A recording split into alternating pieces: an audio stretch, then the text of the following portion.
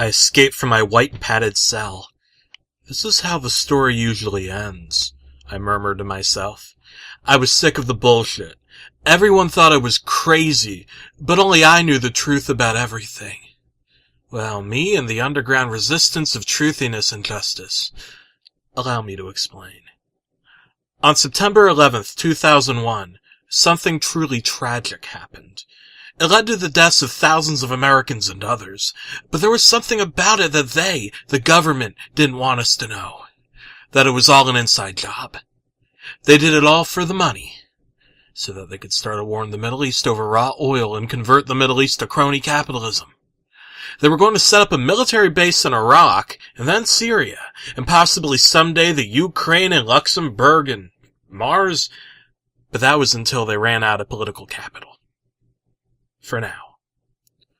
Republicrats, Demolicans, etc. Both major parties are in on it, so don't bother voting. As if your ballot counts.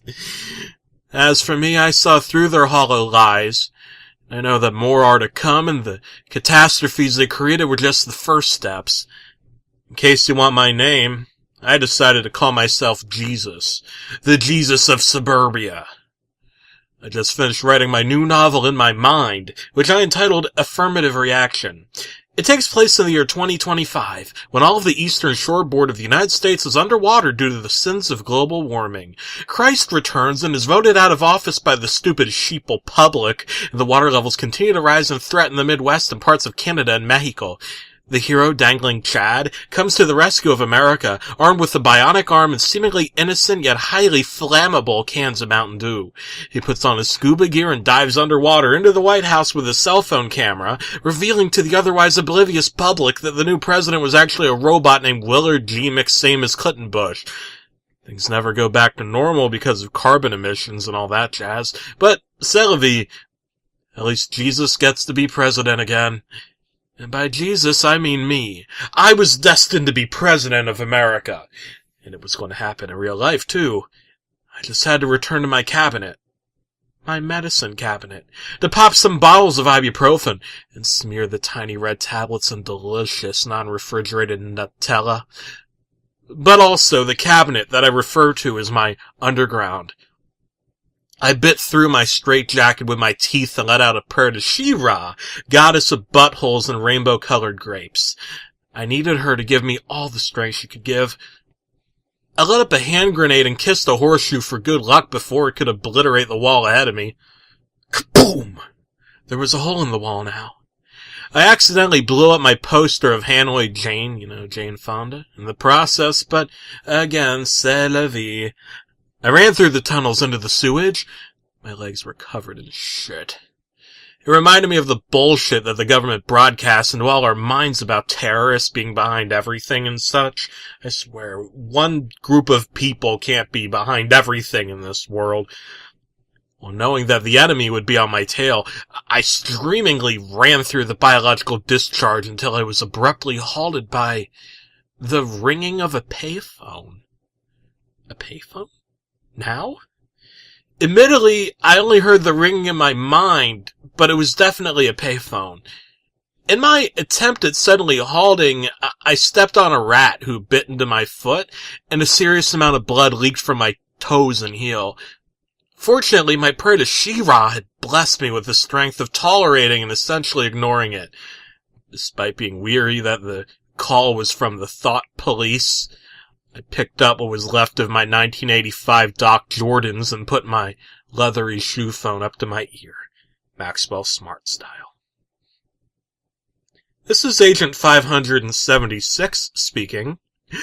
Agent 576? If you're 576, I must be 555! Anyway, I see you're in the sewer. Please read my mind less often. It makes me uncomfortable.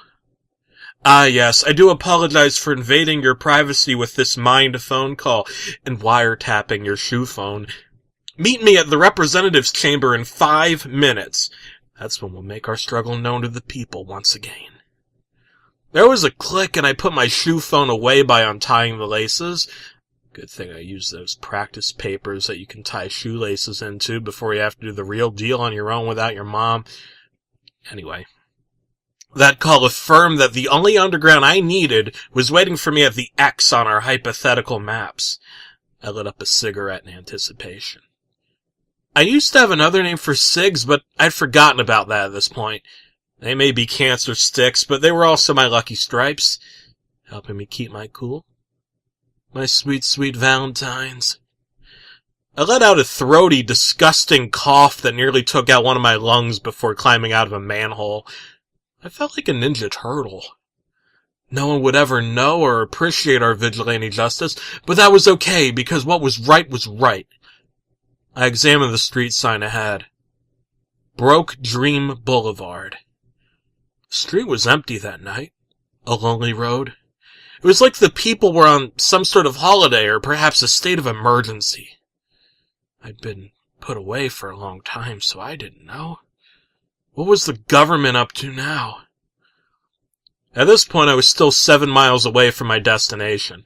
I was going to be late, and this was stressing me out. I compensated for my emotional distress by injecting myself with sweet, sweet Novocaine, and out of insomnia-induced jitters, I pulled out one of my teeth. Not one to waste valuable resources, I gave the tooth to a bum as payment, and in return she let me give her head. I felt like I was trading items for points like one of those old Cigarro adventure games, like a boss. Oh, what's her name? You're the last of the American girls, I offered before tipping her a dime. And by that I mean I thrusted my cock back into her in a circular motion, and she giggled for a little bit. Good thing it only took me a half a minute to orgasm, because I was already way late on getting to the House of Representatives chamber. I systematically plucked out another tooth and asked the cabbie if he'd take it as money. Of course he said no, and by the time I attempted to strike a deal with him, I'd already gotten the ride. Can you believe it? He started shooting at me, and I ran like Mitt Romney, hoping that the third time would be the charm. I didn't want the man to make brain stew out of me, so I lost him in an alley after hopping into a trash can. Once the coast was clear, I rolled down like a monkey in a barrel. All the way down Tightwad Hill, past Stewart and the Avenue, and Christie Road. After pulling the trash can up and hopping out of it like a midget in a potato sack race, I went for a couple-block walk. Now, I may have been 24 hours late to the meeting, but I'd finally reached my destination. The House of Representatives chamber. Do keep in mind that at this point my arms and legs were covered in shit, bloody bullets and hamburger buns, but what nobody could accuse me of was being a quitter. I could glance Agent 555 through the window. Yes! Yeah, she knew I was there. I could only imagine what standing in that room of aristocratic sleaze for 1,440 whole minutes must have been like. Gloria! I wanted to scream, but if I gave away our cover, the whole thing would have been blown. So I kept cool. I didn't wipe myself off or anything because I knew my best cover would be to make people think I'm a homeless man. Which I'm not. No matter how many times anybody tells you, I'm not a homeless man. Even if I promise you again and again that I am one, I'm not a homeless man. Remember that.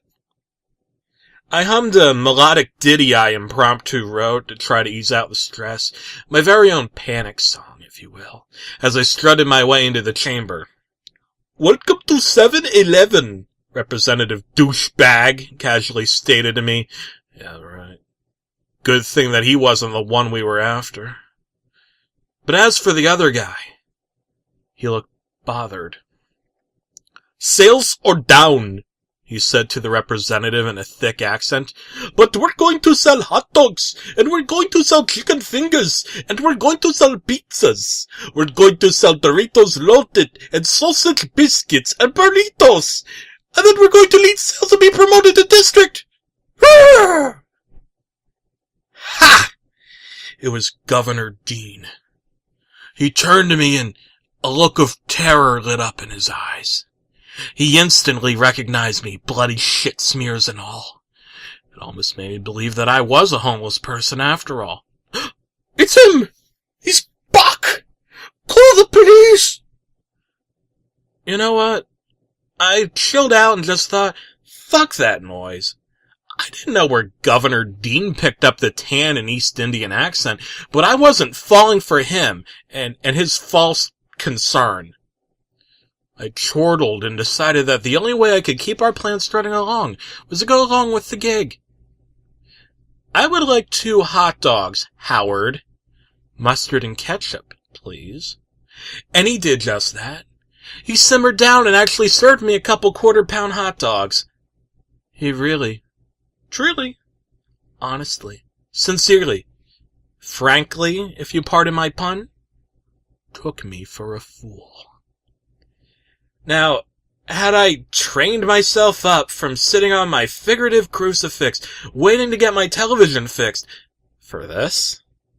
To play dollhouse with the former presidential candidate and governor of Vermont? Bitch, please. Without thinking twice, I ran into the bathroom.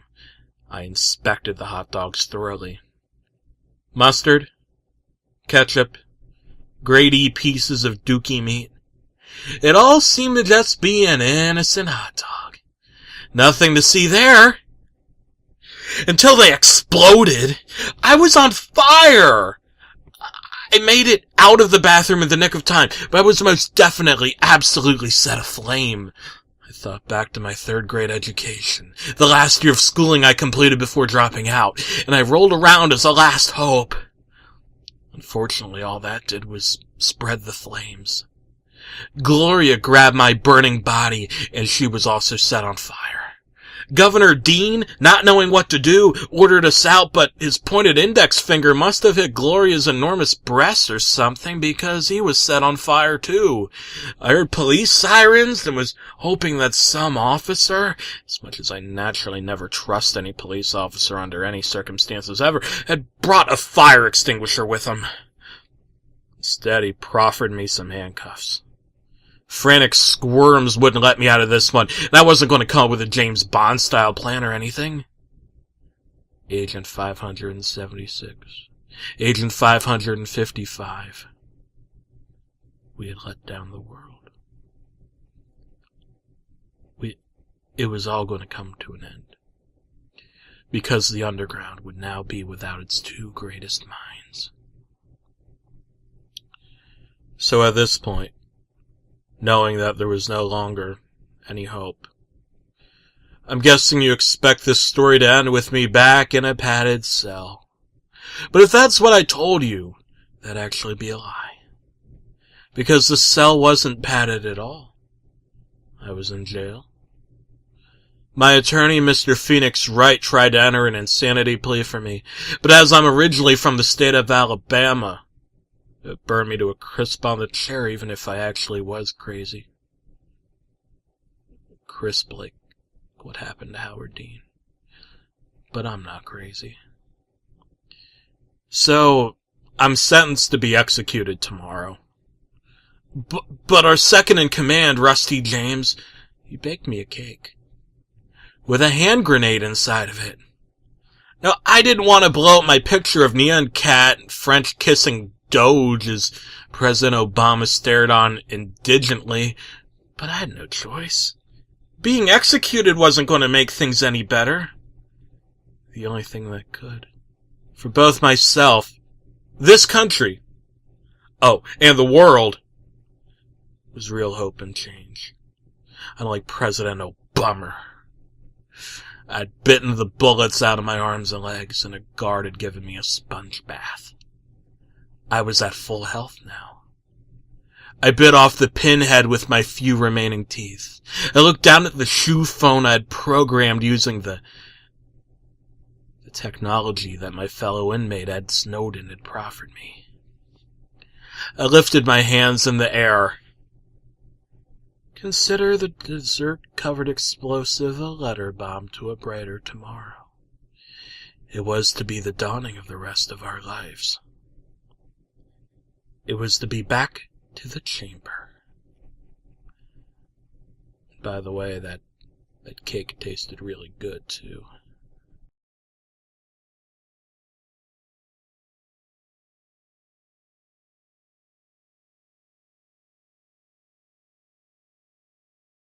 the lie be America, yeah.